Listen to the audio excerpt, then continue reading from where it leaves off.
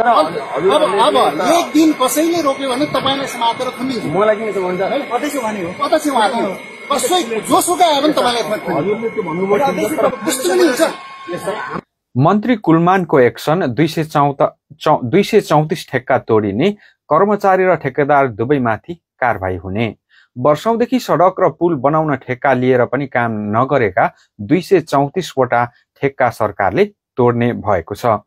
सडक निर्माणका लागि राज्यले हरेक वर्ष अर्बौं रकम खर्च गरिरहेको छ, तर नागरिकले यसको लाभ लिन सकेका छैनन्। उनले भने ठेक्का लिने तर काम नगर्ने प्रवृत्ति अब सह्य हुँदैन। ठेक्का बिगार्न संलग्न कर्मचारी र ठेकेदार दुवैलाई कारबाही हुन्छ। उनले कम रकम कबोल गरी ठेक्का लिने, परिचालन पेचकी लिएर अन्यत्र लगानी गर्ने तर काम नगर्ने प्रवृत्ति अन्त्य हुने बताएका छन्। जोसुकै ठेकेदार भए पनि कसैको दबाव वा प्रलोभनमा नपरी ठेक्का तोड्नुस्, म तपाईलाई पूर्ण संरक्षण दिन्छु, मन्त्री घिसिङले निर्देशन दिए।